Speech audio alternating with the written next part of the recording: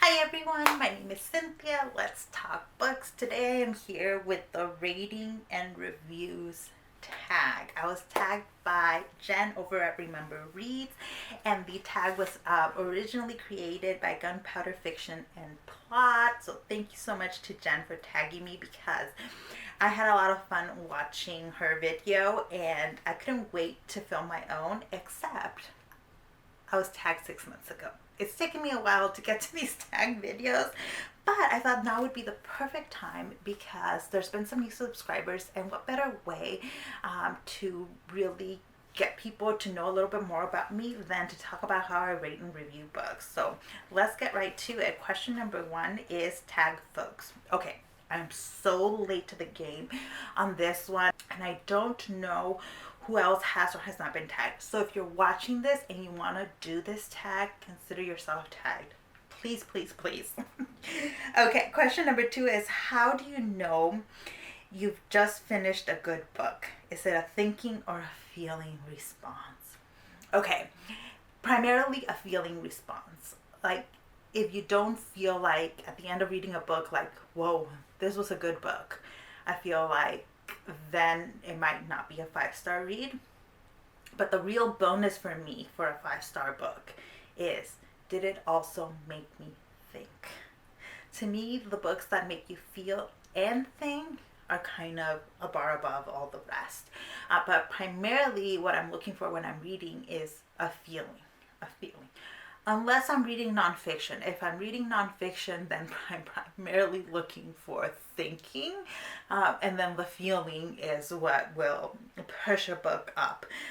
Question number three is, when you begin to form your review/rating, what is the first question you ask yourself? Like I said, it's mostly a feeling. So if I have that feeling of like, yes, this was amazing, then yes, this was a really good book. But the first question that I really ask myself is, can pretty much anybody enjoy this book? Right? Not everybody has to love a book. So what I like to think of is that when a book is a 5-star book, for me, what I'm telling my audience is that even if you don't love this book, you will like it. There will be something here you will like. And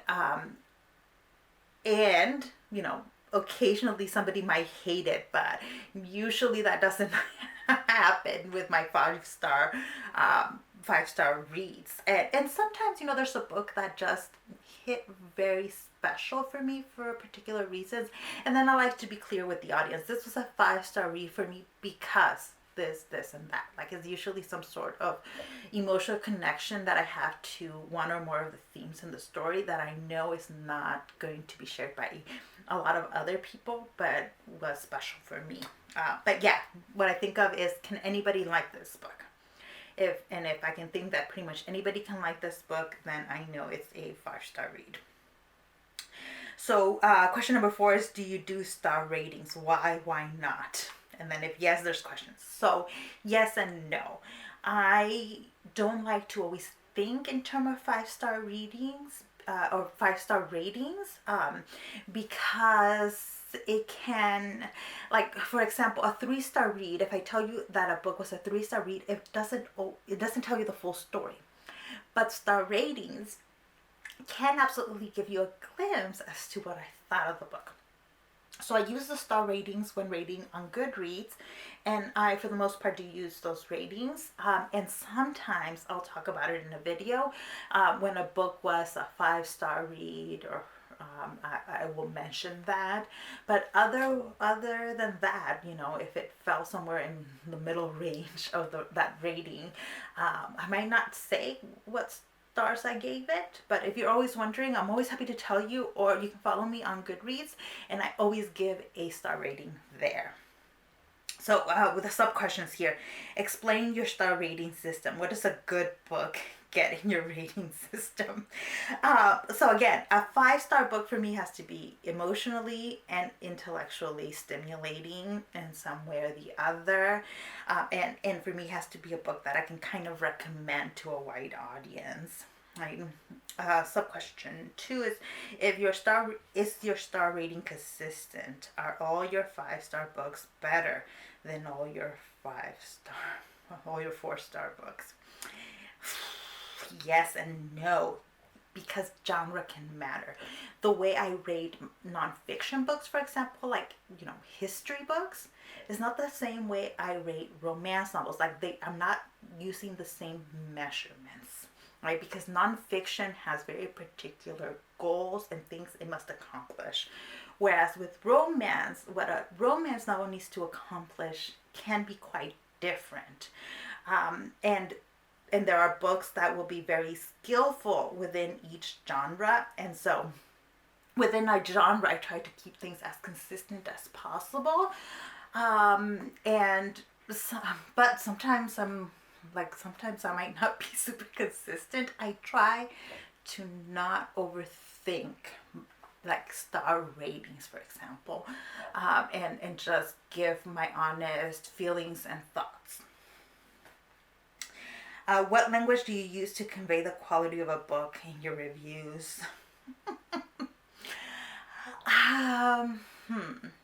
So mostly I just try to, I think, be honest about my thoughts and feelings about what made a book good or bad. So sometimes I talk about plot, and sometimes I talk about mechanics, but really very few times will mechanics really play a role in my review and the language I use to describe a book. It's more about themes, what themes the book was engaging with, and then how successful a book was at engaging with those themes. Does this form an informal rating or ranking? So yeah, of sorts, I guess. It's kind of complex because I do give the star rating, so that is primarily the tell. Question number 5 is, do you believe every book has its perfect reader? Yes, no, for the most part. For the most part, I think books have their perfect reader. There are books that I think can mechanically just be bad books. And they can still be for certain kind of readers, but they can be bad books. And there are books that I would not recommend that are maybe not horrible books, but they do something harmful in them. Right? My go-to example is American Dirt. American Dirt is a book that I didn't read. I didn't need to read it because people I know and trust told me there was harmful content in that book, and I didn't want to read that harm. But otherwise, like, unless something is really hurtful and terrible, most books have a particular reader. If it didn't work for me, a book can still work for other people, and I try to acknowledge that. 6, what book that you hated have you recommended? Okay, so because Jen tagged me in this, I'm going to talk about a book that I hated and that Jen loved. And that was the Moscoviad. I'll put a picture up here. So I hated this book for all the same reasons that Jen loved it. It's scattered, it's weird. I didn't completely hate it. I think I gave it 2 stars because there were some interesting bits of it, because it's talking about a Ukrainian student in Moscow, and it's very surreal. There are times when the main character is drunk or high, or just you don't know if what he's talking about is happening, if it's real or not. And that was interesting, but it drove me nuts. It drove me kind of crazy. And Jen really liked all those things. And so I was like, yeah, read that. That's amazing. And everything she said in her review was true. I was like, yeah, all of that is true. Didn't work for me, but it worked for her, and it will work for a bunch of other people. Yes, there we go. Question 7, what makes a book good, bad, or great by your evaluation? I've already talked a little bit about this. Let's talk about a little bit of the bad. Harmful elements in it. There are books in long-running series that I think I like just because they're part of the series and I read them, but don't really work that well because they just haven't aged well, right? So when there's, just bits of racism that are just accepted by the author and they're not questioned, it's not challenged, it's not even a theme of the book, they just throw in some racist phrase or some racist actions for no real reason, that to me will that lowers my appreciation of a book, and that will be reflected in whatever rating I give a particular book. But then there's also books that, just because of like the narrative style, like the Most Caveat is one that I'm like, oh goodness gracious, that didn't work for me, but I can see how it'll work for somebody else. What is it? Salman Rushdie's book. I'll never forget my experience reading this book, because like this book was successful at what it wanted to do. It wanted to drive me nuts, and it drove me nuts. So that was like a book that was hard to talk about, because like, did the book accomplish what it set out to do? Yes. Did I like it? No. Like sometimes that just happens. There's books that throw the system off, like they throw off my rating system, and that's perfectly fine. Sometimes what I do with those books is not rate them, just write a review or talk about the book on my channel and not give it a particular rating system. There's also some classics that have really problematic material, like Gabriel Garcia Marquez. There's always incest in his books, at least the books of his I've read. And sometimes he handles that really well, and other times I don't like the way he handles that. But I wouldn't discourage someone from reading his books. I've done reviews of those books, and I like talking about those books with people that want to engage, like, not that don't want to fight about it, but that want to engage with the material. And so to me, there's the brilliance in some of Gabriel Garcia Marquez's books are his writing, the way he uses magical realism. I mean, the man defined magical realism, but the themes don't hold up today. And so it can be good or great in a lot of ways, and also bad in other ways. I'm not sure if that really answers the question, but I'm going to go on to the next one. Question 8 is, when evaluating the quality of a book, do you have specific criteria or aspects of the book, such as character development, that you consider? Does this change if you're writing an in-depth review versus thinking about the book for enjoyment? So I don't write lengthy reviews, and so I think if I had started reviewing books like in a blog, for example, that would be different. So I like to, like, I don't prep when I talk about particular books. I don't do a lot of prep or writing out my thoughts. I don't have a script. I turn on the camera, and sometimes I might have a list of the books I want to talk about, and that's pretty much it. So I try to not overthink it, even though I overthink everything else. When a book is giving me a hard time, right? When I'm not sure how I feel about a book, that's when I go into more of like mechanics. Like, okay, was the plot good? Because I'm primarily a plot-driven reader. So was the plot good? Did I like the characters, or were the characters interesting? Was the writing good? I recently read a book where I don't think I liked the book overall, but the writing was genuinely good. I just felt the book needed more editing, and it was a self-published book, so I had to sit down and think more about, okay, what exactly makes this, what are the good things in this book and what are the not so good things, and kind of then think more explicitly about some of the mechanics. The plot was off, the characterization was a little bit off, but it got better at the end. The writing, however, was really excellent throughout. And so that's where I get into those aspects when a book gives me trouble. Otherwise, I have a very clear idea of what I liked and did not like in a book, and I can just talk about specifically what stood out to me in those categories. Question number 9 is, do you consider star ratings or average ratings when choosing books to read / add to your TBR?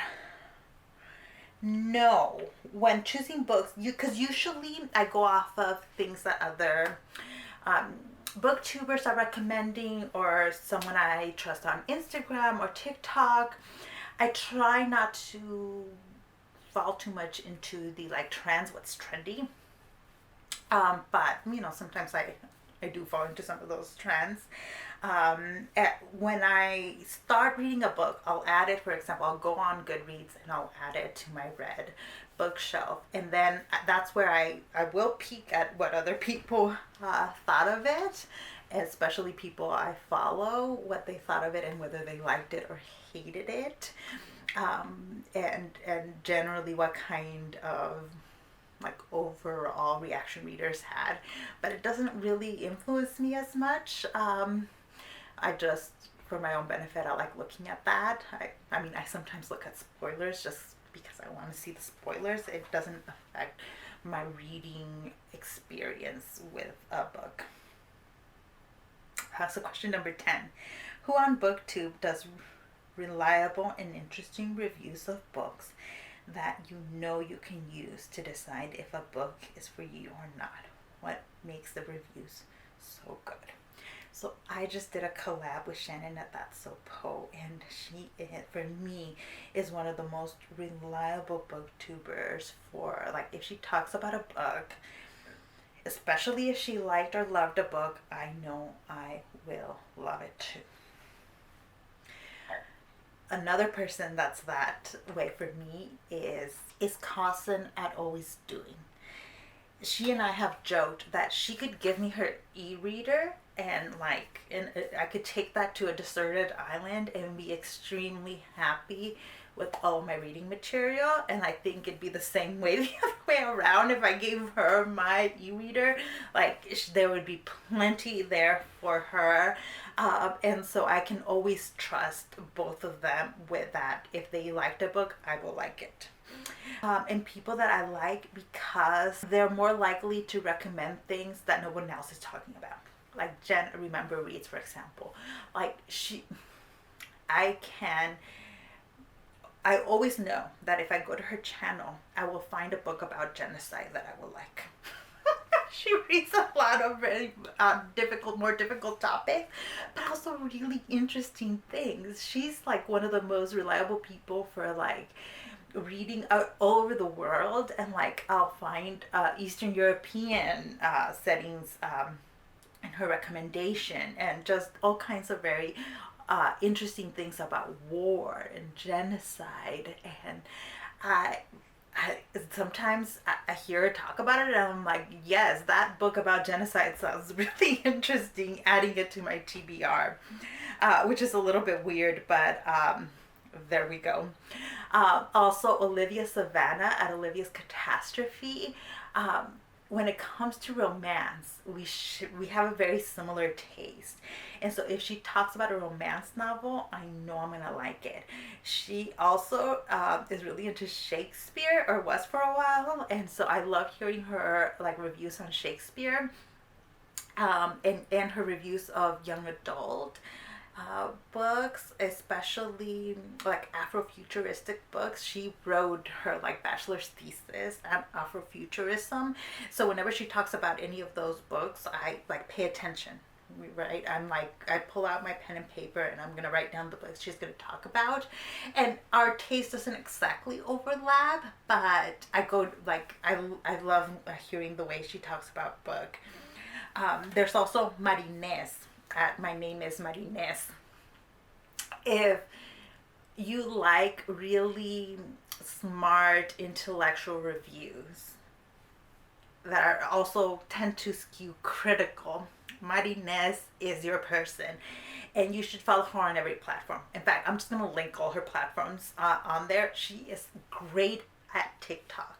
She can succinctly critique a book in 3 minutes. No one does it better, I think. No one does it better than Marines. She's always bringing in layers and layers of like themes and critique that make you think and challenge you to think more critically about what you're reading. So I absolutely love and adore. And she's currently running a book club. I'll link all that information down below because it's amazing. Okay, I think there's one more question, and now I need to go back to this. Okay, question number 11 is, does that / those booktubers use different language than you to evaluate and review the overall quality of a book? That is such a good question. Some of them do. I think I've already mentioned some of that. But overall, no. Like, I think everyone has a different personality, and they bring the things they care about and their personality into their reviews. And that is one of the things that I really love about watching people talk about the books they read. We all can use different kind of methodologies and different language to review books, and it is perfectly good. In fact, that's part of why I think I really like, you know, the Booktube and Book Talk and Bookstagram spaces for books, because the different formats kind of bring out different elements in the way people think about reading and in books that I just like enjoy. I enjoy variety. You might be able to tell, those of you that have been following my channel for any length of time, because I read widely. Like, I read pretty much in every genre. So I like consuming reviews in all kinds of different styles. And like, that's part of the magic of these spaces for me. And so when I subscribe to a channel, I am subscribing because I like the way the person talks about books and about reading, and there's something in their personality that I really like as well. Yeah. Let me know if you give star ratings and if you keep your ratings consistent. I'm interested to hear what other people have to say on that one. Thank you so much for watching this video, and I'll see you in the next one. Bye.